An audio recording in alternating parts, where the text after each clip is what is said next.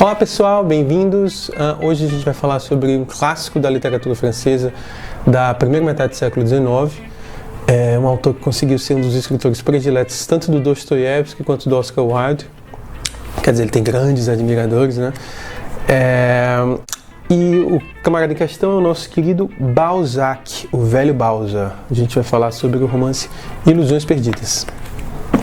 O Ilusões Perdidas é uma peça-chave no projeto literário do Balzac, que é um projeto que envolve dezenas e dezenas de romances e novelas e contos também, que ele próprio batizou de A Comédia Humana, né? Pela maior parte da carreira, o Balzac escreveu tendo em mente esse conceito maior, global, de comédia humana, né? Que abarcaria toda a sua obra, todos os seus romances. E essa comédia humana implica basicamente um universo compartilhado, esse universo balzaquiano, que implica as histórias se passam no mesmo tempo histórico ali, que é a primeira metade do século XIX, que é um período cheio de conflitos, da restauração dos Bourbons, depois da Revolução de 30, depois da de 48, é um período extremamente politicamente conturbado, né? Compartilha os mesmos espaços, que são as províncias do interior francês e a capital, Paris, é o grande palco, o grande cenário dos personagens dos dramas balzaquianos, e compartilha também personagens, assim, nesses romances e novelas do Balzac você encontra personagens recorrentes, personagens que entram e saem dos romances e novelas. Às vezes você encontra um personagem que é secundário, passageiro num romance, depois você encontra ele em outro romance como protagonista, né? Esse já é assim, um dos aspectos mais curiosos assim, da obra do Balzac, e bastante incomum. Assim, não é comum você encontrar um escritor que dedicou a vida inteira a escrever romances e novelas povoados pelos mesmos personagens que entram e saem, né? Bem, esse título, A Comédia Humana, é uma clara alusão à Divina Comédia do Dante, né? Mas enquanto Dante trata de espaços transcendentais, né? O inferno, o purgatório, o paraíso, o Balzac trata da sociedade francesa da primeira metade do século XIX, né? O mundo sublunar, mundano, né? Mas há mais relações entre o Balzac e o Dante, entre a Divina Comédia e a Comédia Humana, do que a mera alusão pelo título, né? Porque nos romances do Balzac, o grande motor das relações humanas e dos sentimentos humanos é a ganância, né? O egoísmo. Todas as relações humanas nos romances do Balzac são atravessadas pelo dinheiro, né, pela questão financeira. Então elas estão sempre em vias de se deteriorar ou de serem corrompidas pelo dinheiro. A própria cidade de Paris é apresentada assim como uma espécie de cidade infernal, né? Então você pode pensar que se o Dante tivesse feito o passeio dele pelo inferno, não no século XIII, como ele fez mais no século XIX, ele provavelmente encontraria muitos dos personagens balzaquianos por lá, né? E essa relação realmente faz sentido porque quando Dante escreveu o poema dele no século XIII, ele pegou várias figuras históricas, vários contemporâneos seus, personagens ilustres da alta sociedade florentina, e jogou todo mundo no inferno, né? Porque eram hipócritas, ou gananciosos, ou usurários, enfim. E jogou todo mundo no inferno. Então, e o Balzac faz um pouco disso na obra dele, né? Ele pega os tipos sociais da época dele, o financista, o jornalista, e joga esse pessoal, todo mundo numa cidade meio infernal, decaída, de valores decaídos, relativistas, as relações todas marcadas pelo vício, né? E pelo desejo de poder, né? Essa questão do poder, de poder sempre mais, muito presente na obra do Balzac. Então a Divina Comédia não é apenas uma oportunidade para um trocadilho no título. No caso do Balzac, de fato, tem realmente uma relação simbólica entre a Divina Comédia e a Comédia Humana, né? Bem, Ilusões Perdidas é basicamente a história do Lucien de Rubempré, que é um jovem rapaz, no começo do livro ele tem 21 anos, e de grandes ambições literárias. Ele até tem algum talento de verdade, assim, mas ele tem um amor próprio, uma vaidade, e um narcisismo infinitamente superiores ao próprio talento dele. E é a história de como ele, através de uma série de situações, acaba indo para Paris para tentar a fama e a glória literária por lá. Vai para Paris cheio de ilusões, e uma vez lá ele se mete nos salões aristocráticos, no mundo do jornalismo, no mundo dos livreiros, que é uma espécie de mercado editorial da época, no mundo do teatro. E o Balzac faz um retrato muito bem acabado muito bem delineado de todos esses espaços sociais parisienses. A história de como os valores viciosos desses ambientes parisienses acabam corrompendo o que quer que houvesse ainda de puro nessas ambições literárias românticas do Lucien. Por outro lado, talvez seja a primeira história em que um jovem de aspirações especificamente literárias vai para a cidade grande em busca de sucesso e tudo mais, que acaba sendo um tema que virou recorrente na literatura e mais tarde no cinema também, né? Você pode pensar, por exemplo, no clássico Pergunte ao Pó, né? Ask the Dust, do John Fante, que também é a história de um jovem com aspirações literárias que vai para Los Angeles no período da Depressão Americana, né, na década de 30, se apaixona por uma garçonete e tal, e não consegue encontrar um espaço no meio literário e tudo mais. Essa história é uma história bem balzaquiana nesse sentido, assim. O Balzac, ele é meio que o arquétipo, ele faz o arquétipo dessa história do jovem com aspirações literárias que vai para a cidade grande. Ao mesmo tempo, o Lucien de Rubempré, ele também é bem representativo dos jovens da época dele, assim, de uma certa geração de jovens franceses que, inspirados especificamente pelo exemplo do Napoleão, buscavam ir para Paris e conquistar Paris com a força do próprio talento, né, do próprio gênio. Toda uma geração de jovens que se imaginavam gênios brilhantes como o grande exemplo, o grande modelo Napoleão. Isso já é uma característica do método realista do Balzac, né? Apesar de o personagem ter, obviamente, traços universais, porque lida com desejos humanos universais, né? Ambição, vaidade. Por outro lado, é também um personagem profundamente enraizado num momento histórico bem específico, né? Que é esse momento histórico na França, pós-Napoleão, né, o momento da restauração dos Bourbons, que então tem um clima político conflituoso entre monarquistas e republicanos, que depois vai levar para a Revolução de 30, depois a Revolução de 48. É um período conturbado da história e o Lucien está muito bem enraizado nesse período histórico. Tudo o que ele pensa, tudo o que ele sente, tudo o que ele faz, está, de certa forma, atravessado pelas pressões históricas, né? E isso é, claro, uma característica da literatura moderna em si, né? É uma literatura, já desde o romantismo, quando a literatura abandona essas pretensões universalistas, essas pretensões de atemporalidade da poética clássica, né? Por isso que a poética clássica se voltava tanto para os mitos gregos, se lidasse apenas com modelos e categorias universais, né? Com a grande Revolução Romântica, o que existe é uma abolição desses modelos e um grande mergulho no fluxo caótico da história, né?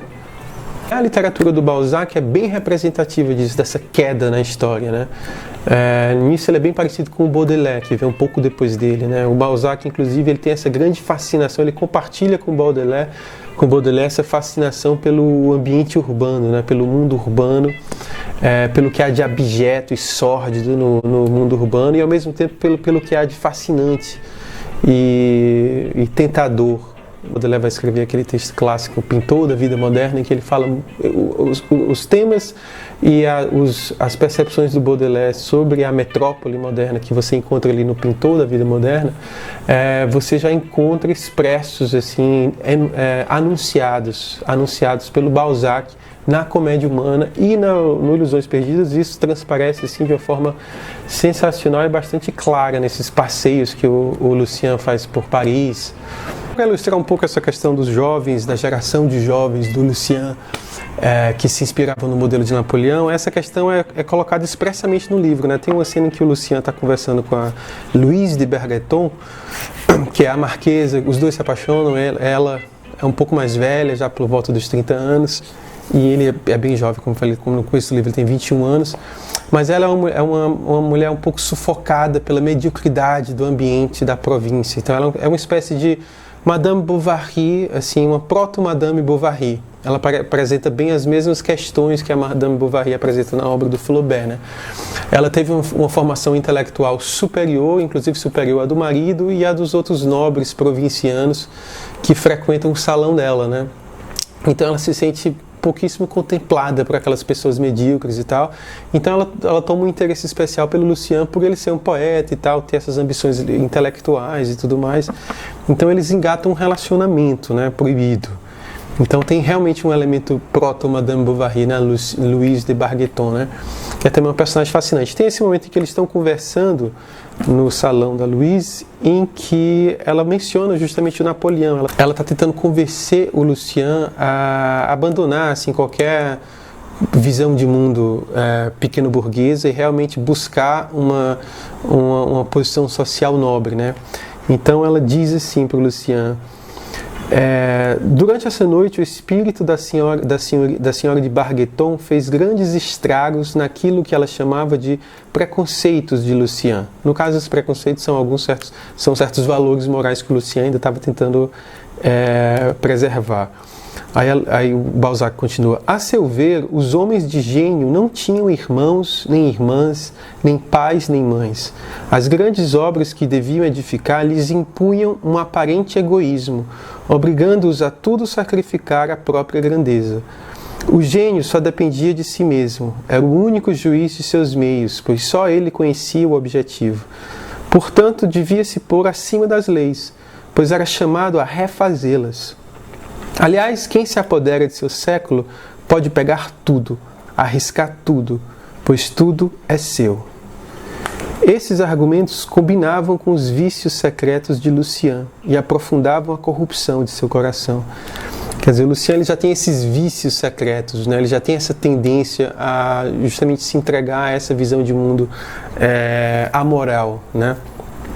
Que depois ela menciona o Napoleão como exemplo, né? Desse gênio que só depende de si mesmo, né? No começo do vídeo eu mencionei como Dostoiévski é um grande fã do Balzac, e quem conhece o Crime e Castigo vai perceber rapidamente que esse discurso aqui que a Louise de Bargeton está soprando no ouvido do Lucien estava na cabeça do Raskolnikov também no começo do Crime e Castigo, né? Na verdade, tem muitas relações entre o Crime e Castigo e o Ilusões Perdidas. Até certo ponto, claro, porque depois o mergulho na angústia existencial que o Dostoiévski faz é bem mais profundo que o do Balzac, até porque o projeto do Balzac não era esse, né? Mas tem muitas coincidências entre as tramas do Crime e Castigo e do Ilusões Perdidas, né? Raskolnikov também é um jovem do interior que vai para São Petersburgo, né? E está lá numa situação abjeta, sem dinheiro, assim, com esses delírios na cabeça de grandeza, né? E ao mesmo tempo ele também, assim como o Lucien, ele tem uma mãe e uma irmã que são figuras angelicais na vida dele, né, que se sacrificam profundamente por ele, e isso atormenta muito, né. Mas o Lucien, se você fazer uma comparação entre o Lucien e o Raskolnikov, o Lucien realmente ele tem muito menos consciência moral. Para o Raskolnikov, o sacrifício da mãe e da irmã assim, é uma fonte de angústia existencial profunda, né? Ao passo que para o Lucien é uma fonte de angústia existencial também, mas ao mesmo tempo o Lucien consegue muito mais facilmente se desobrigar dessas obrigações filiais e fraternais.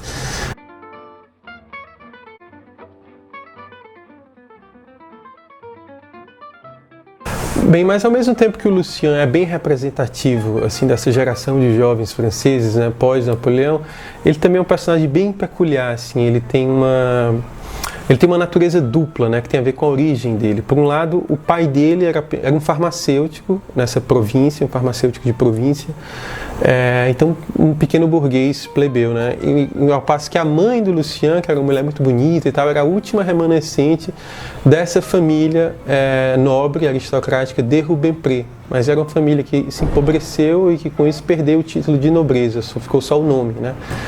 Então, o pai do Lucien era Chardon e a mãe era de Rubempré. Então, no Lucien, desde o começo do livro, tem essa grande questão, essa dupla natureza e esse conflito de identidades. Assim, o Lucien ele é Chardon, mas ele deseja imensamente ser de Rubempré, né? E ao mesmo tempo que ele busca isso, a sociedade, os antagonistas que ele encontra na sociedade, buscam o tempo todo empurrá-lo de volta para dentro do nome da identidade Chardon.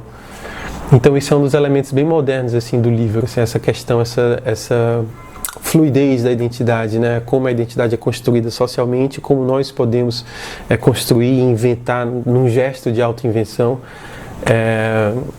inventar a nossa própria identidade, né? O problema do Lucien é que, como todo grande personagem, ele é o pior inimigo, né, de si mesmo. Tem essas duas falhas de caráter que são fatais, que por um lado, ele é extremamente influenciável, extremamente sugestionável, né?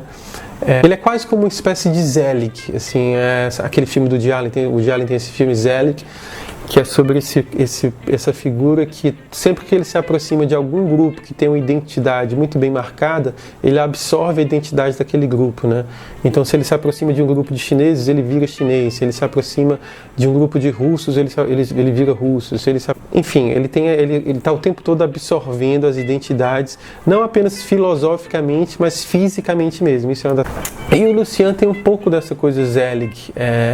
Ele é bastante sugestionável. Vários personagens se aproximam dele e sopram no ouvido dele uma certa versão da vida, uma certa versão de como a vida realmente é e deve ser, e ele é atraído por aquela versão e começa a operar segundo aquela versão. Na segunda parte, quando Lucian vai para Paris em busca da glória literária e tal, você vai encontrar uma oposição simétrica bem clara entre dois personagens jovens que o Lucian conhece. São os dois amigos que o Lucian faz quando chega em Paris, e cada um representa claramente um caminho possível e uma dimensão da vida, né? Por um lado, ele conhece o Daniel D'Arte, que é um escritor, um cara que o Daniel D'Arte, ele simboliza basicamente o artista abnegado. Então ele diz para o Lucian que se ele quer ser um grande escritor, ele tem que se dedicar inteiramente à arte, tem que esquecer a vida mundana, esquecer os prazeres hedonistas de Paris e tudo mais, e se concentrar em criar uma grande obra literária, se concentrar em estudar, em ler e produzir. Mas depois o Lucian conhece esse Etienne Lousteau, que simboliza realmente o mundo corrompido do jornalismo, né? O Etienne Lousteau ele chegou a Paris numa situação parecida com a do Lucian, um jovem com ilusões, querendo ser escritor, mas logo ele percebeu que a maneira de crescer ali em Paris era através do mundo do jornalismo, que na obra do Balzac retratado assim da forma mais realmente um mundo infernal, assim, é como se fosse um dos círculos do inferno mesmo, do Dante. Todos os personagens são extremamente gananciosos, os valores são os valores mais relativistas possíveis. Tem um dos jornalistas que o Lucian conhece através do Etienne Lousteau, que é o Bondet. Tem um capítulo genial em que o Bondet mostra que todo jornalista precisa aprender a escrever, a defender as duas opiniões. Você tem que saber defender brilhantemente as duas opiniões. Se você vai escrever sobre um livro, você pode escrever de uma forma maravilhosa e com argumentos contundentes sobre como o livro é ruim. Mas, ao mesmo tempo, o mesmo jornalista tem que ser capaz de escrever com a mesma contundência sobre como o livro é bom. E o Bondet faz exemplos de argumentos, ele mostra como construir cada argumento, né? É um dos capítulos mais fascinantes do livro. Lucian, ele fica dividido entre esses dois mundos, o mundo do cenáculo, do Daniel Arte, dos artistas abnegados, e o mundo do jornalismo e dos favores literários, dos conchavos literários, representado pelo Etienne Lousteau, né? Tem um capítulo sensacional chamado Um Bom Conselho, que é um capítulo em que o Etienne Lousteau já se aproximou do Lucian e tal, e ele vai mostrar para o Lucian como funciona os bastidores da vida literária em Paris, né? Então ele faz um retrato assim, bastante cínico. Vale a pena até ler um trecho aqui, vou ler um trechinho só para vocês terem ideia assim, do que diz o Etienne Lousteau para o Lucien de Rubempré, né? O Lousteau fala assim: meu pobre menino, aqui cheguei como você com o coração cheio de ilusões, impelido pelo amor à arte, levado em direção da glória por invencíveis impulsos. Encontrei as realidades da profissão, as dificuldades de ser publicado, minha exaltação agora esvaziada, minha efervescência inicial me escondiam o mecanismo do mundo. Foi preciso vê-lo. Como eu, você vai saber que sob todas essas belas coisas sonhadas se agitam homens, paixões e necessidades. A vida literária tem seus bastidores. Essa frase do Balzac é genial, né? A vida literária tem seus bastidores. E aqui nesse livro do Balzac você realmente encontra os bastidores da vida literária. E isso é talvez uma das coisas que torna o livro mais atual, assim, essa questão dos bastidores da vida literária e do mundo do jornalismo e tal. Bem, pessoal, esses são alguns comentários que eu queria fazer sobre Ilusões Perdidas. Eu preferi não entrar tanto assim na questão da trama, assim, do que acontece exatamente. tanto para não dar spoiler, quanto também eu acho que esse tipo de leitura não é tão legal, assim. Eu preferi falar mais sobre, fazer uma análise, um estudo sobre o personagem principal, Lucian, né, e um pouco da estrutura do romance. É isso aí, espero que vocês tenham gostado. Até o próximo vídeo.